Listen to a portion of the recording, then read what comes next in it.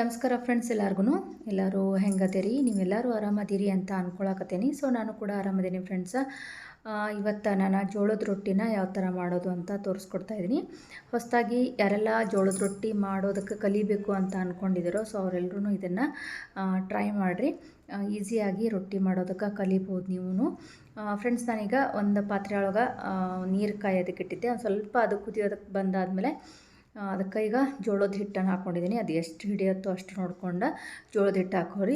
ಅಕಸ್ಮಾತ್ ನಿಮಗೆ ಗೊತ್ತಾಗಲಿಲ್ಲ ಅಂದ್ರೆ ಒಂದು ಗ್ಲಾಸ್ ನೀರು ಇಟ್ಕೊಂಡಿರ್ತೀರಲ್ಲ, ಸೊ ಅದು ಕುದಿ ಬಂದಾದಮೇಲೆ ಅದಕ್ಕೆ ಅದು ಎಷ್ಟು ಪ್ರಮಾಣದಲ್ಲಿ ಹಿಟ್ಟು ಹಿಡಿಯುತ್ತೋ ಅಷ್ಟು ಒಣ ಹಿಟ್ಟನ್ನು ಹಾಕಿ ಕಲಿಸ್ಕೊಂಡು ಅದಾದಮೇಲೆ ಅದನ್ನು ಈಗ ಈ ಥರ ತೆಗೆದಿಟ್ಕೊಂಡು ಅದಕ್ಕೆ ನಾನು ಒಣ ಹಿಟ್ಟು ಸೇರಿಸ್ಕೊಳತ್ತೀನಿ. ನಿಮ್ಗೆ ಎಷ್ಟು ರೊಟ್ಟಿ ಬೇಕಂತ ನೋಡ್ಕೊಂಡು ಅದಕ್ಕೆ ಒಣ ಹಿಟ್ಟನ್ನು ನೀವು ಹಾಕ್ಕೋಬೇಕು ಆಕ್ಕತಿ. ಈಗ ಇದನ್ನು ಬಿಸಿ ಇರುವಾಗಲೇ ನಾದ್ಕೋಬೇಕು ಫ್ರೆಂಡ್ಸ.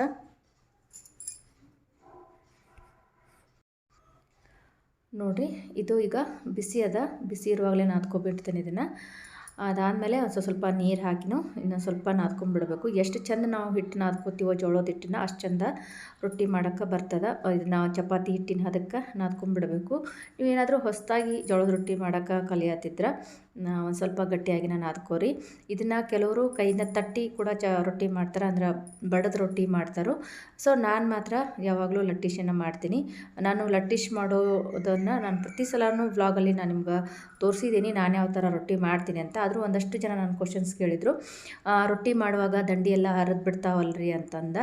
ಆಮೇಲೆ ಇನ್ನೊಂದಷ್ಟು ಜನ ಕೇಳಿದರು, ಲಟ್ಟಿಶಿ ಮಾಡಿದ್ರೂ ಮೆತ್ತಗೆ ಆಗ್ತಾವೇನೋ, ಉಬ್ಬಿ ಬರ್ತಾವೇನೋ ಅಂತ ಹಿಂಗೆ ಕ್ವಶನ್ಸ್ ಕೇಳಿದರು. ಹಾಗಾಗಿ ಇವತ್ತು ಇನ್ನೊಂದು ಸರ್ತಿ ನಾನು ನಿಮ್ಗೆ ರೊಟ್ಟಿ ಮಾಡಿ ತೋರ್ಸಾಕತ್ತೀನಿ. ನೋಡಿರಿ, ಈ ಥರ ನಾದಿಟ್ಕೊಂಡು ಅದ್ರಾಗ ಸ್ವಲ್ಪ ತೊಗೊಂಡು ಅದನ್ನ ಸ್ವಲ್ಪ ನೀರು ಹಚ್ಚಿ ನಾದ್ಕೊಂಡು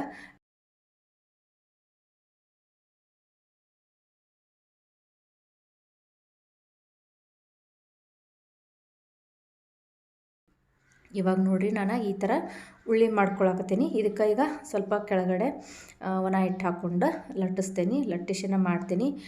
ಯಾವುದೇ ಥರ ದಂಡಿ ಹರಿಯೋದಿಲ್ಲ. ಆಮೇಲೆ ನೀಟಾಗಿ ರೊಟ್ಟಿ ಬರ್ತಾವೆ, ಮೆತ್ತಗನೇ ಇರ್ತಾವೆ, ಉಬ್ಬಿ ಬರ್ತಾವೆ. ಪ್ರತಿಯೊಂದು ರೊಟ್ಟಿನೂ ಉಬ್ಬಿ ಬರ್ತಾವೆ ಫ್ರೆಂಡ್ಸ. ನೋಡಿರಿ, ನೀವು ಒಂದು ಸರ್ತಿ ಇದನ್ನ ಟ್ರೈ ಮಾಡಿರಿ. ಭಾಳ ಈಸಿಯಾಗಿ ಮಾಡ್ಬೋದು ಇದನ್ನು. ಯಾರಿಗೂ ರೊಟ್ಟಿ ಮಾಡೋಕ್ಕೆ ಬರೋದಿಲ್ಲಲ್ಲ, ಅವರೆಲ್ಲ ಇದನ್ನು ಒಂದು ಸರ್ತಿ ಟ್ರೈ ಮಾಡಿರಿ. ಹೆಂಗೆ ಬರ್ತಾವಂತ ರೊಟ್ಟಿ ನೋಡಿರಿ. ಆಮೇಲೆ ಈ ಲಟ್ಟಿಶಿ ಮಾಡೋದ್ರಿಂದ ಟೈಮ್ ಭಾಳ ಬೇಕಾಗ್ತದೇನೋ ಅಂತ ಕೇಳ್ತಾರೋ. ಆ ಥರ ಏನಿಲ್ಲ. ನಾನು ರೊಟ್ಟಿ ಮಾಡಬೇಕಾದ್ರೆ ನಿಮಗೆ ತೋರ್ಸಾಕತ್ತಿದ್ದೇನೆ. ನಾನು ಇದನ್ನು ಒಂದು ರೊಟ್ಟಿ ಮಾಡೋದ್ರೊಳಗೆ ಇನ್ನೊಂದು ರೊಟ್ಟಿ ರೆಡಿ ಆಗ್ತದೆ. ಸೊ ಫಾಸ್ಟಾಗಿನೂ ಮಾಡ್ಬೋದು.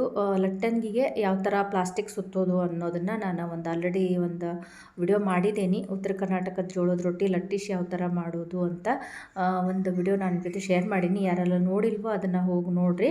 ಸೊ ನಾನು ಒಂದು ಲಟ್ಟಣಿಗೆಗೆ ಪ್ಲಾಸ್ಟಿಕ್ ಕವರ್ನ ಸುತ್ತಿ ಈ ಥರ ಲಟ್ಟಿಶಿ ಮಾಡತ್ತೀನಿ. ನಿಮ್ಗೆ ದೊಡ್ಡ ಸೈಜ್ ಬೇಕಾದ್ರೆ ದೊಡ್ಡ ಸೈಜ್ ಮಾಡಿರಿ, ಇಲ್ಲಾಂದರೆ ಸಣ್ಣದು ಕೂಡ ಮಾಡ್ಬೋದು. ಆಮೇಲೆ ಇನ್ನೊಂದು ಏನಂದ್ರೆ, ಲಟ್ಟಿಶ್ ಮಾಡೋದ್ರಿಂದ ಭಾಳ ತಿಳುವಂಗೆ ರೊಟ್ಟಿನೂ ಮಾಡ್ಬೋದು. ಇದನ್ನು ಲೋ ಫ್ಲೇಮಲ್ಲಿ ಗ್ಯಾಸ್ ಇಟ್ಕೊಂಡು ಬೇಯಿಸ್ಕೊಂಡ್ರೆ ಕಡಕ್ ರೊಟ್ಟಿ ಕೂಡ ಮಾಡ್ಬೋದು. ಸೊ ಇವಾಗ ನೋಡಿರಿ, ಒಂದು ರೊಟ್ಟಿ ರೆಡಿ ಆಯ್ತು. ಈಗ ಇದನ್ನು ಈಗ ಬೇಯಿಸಾಕತ್ತೀನಿ. ಎಷ್ಟು ಚಂದ ಉಬ್ಬಿ ಬರ್ತದಂತ ನೋಡಿರಿ. ದಂಡಿ ಮಾತ್ರ ಕಟ್ಟಾಗೋದೇ ಇಲ್ಲ, ಇದು ಕೂಡ ಕಟ್ಟಾಗಿಲ್ಲ, ನೋಡ್ಬೋದು ನೀವು ಫ್ರೆಂಡ್ಸ. ಲಟ್ಟಣಿಗೆಗೆ ಪ್ಲಾಸ್ಟಿಕ್ ಸುತ್ತೋದ್ರಿಂದ ರೊಟ್ಟಿನ ಫಾಸ್ಟಾಗಿ ಮಾಡ್ಬೋದು. ಯಾಕಂದ್ರೆ ರೊಟ್ಟಿ ಲಟ್ಟಿಸುವಾಗ ಹಿಟ್ಟೆಲ್ಲ ಲಟ್ಟಣಿಗೆಗೆ ಹತ್ತೋದಿಲ್ಲ. ಹಾಗಾಗಿ ಫಾಸ್ಟಾಗಿ ನಾವು ರೊಟ್ಟಿ ಲಟ್ಟಿಸ್ಬೋದು. ಈಗ ನೀವು ನೋಡ್ಬೋದು, ಒಂದು ರೊಟ್ಟಿ ಬೇಯಿಸಾಕತ್ತೇನೆ ನಾನು ಆಲ್ರೆಡಿ. ಇನ್ನೊಂದು ರೊಟ್ಟಿನೂ ಮಾಡಕತ್ತಿದ್ದೀನಿ. ನೋಡಿರಿ, ಎಲ್ಲ ರೊಟ್ಟಿನೂ ನಾನು ಎಷ್ಟು ಫಾಸ್ಟಾಗಿ ಮಾಡ್ತೀನಿ ಅಂತ. ಆಮೇಲೆ ಯಾವ ರೊಟ್ಟಿನೂ ದಂಡಿ ಎಲ್ಲ ಹರಿಯೋದಿಲ್ಲ. ಆಮೇಲೆ ರೊಟ್ಟಿ ಎಲ್ಲನೂ ಉಬ್ಬಿ ಬರ್ತಾವೆ, ಆಮೇಲೆ ಮೆತ್ತಗನೇ ಇರ್ತಾವೆ ಫ್ರೆಂಡ್ಸ. ಟೈಮ್ ಏನೂ ಜಾಸ್ತಿ ಬೇಕಾಗೋದಿಲ್ಲ. ನಾನು ಚಪಾತಿಗಿಂತಲೂ ರೊಟ್ಟಿನ ಭಾಳ ಫಾಸ್ಟಾಗಿ ಮಾಡ್ತೀನಿ. ಸೊ ಹಾಗಾಗಿ ಇವತ್ತು ನನಗೆ ಎಲ್ಲರೂ ಕ್ವಶನ್ಸ್ ಕೇಳಿದ್ರು ಅನ್ನೋ ಕಾರಣಕ್ಕೆ ಇವತ್ತು ಮತ್ತೆ ಇನ್ನೊಂದು ಸರ್ತಿ ರೊಟ್ಟಿ ಮಾಡಿ ತೋರ್ಸಾಕತ್ತೇನೆ ನಿಮ್ಗೆ. ಹೊಸದಾಗಿ ಕಲಿಯೋರಿಗೆ ಇದು ಈಸಿ ಮೆಥಡ್ ಅಂತಲೇ ಹೇಳ್ಬೋದು.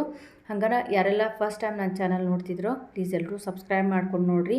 ಪೂರ್ತಿಯಾಗಿ ವಿಡಿಯೋ ನೋಡಿರಿ, ಸಪೋರ್ಟ್ ಮಾಡಿರಿ. ಇಷ್ಟ ಆದ್ರೆ ಒಂದು ಲೈಕ್ ಮಾಡಿರಿ ಫ್ರೆಂಡ್ಸ.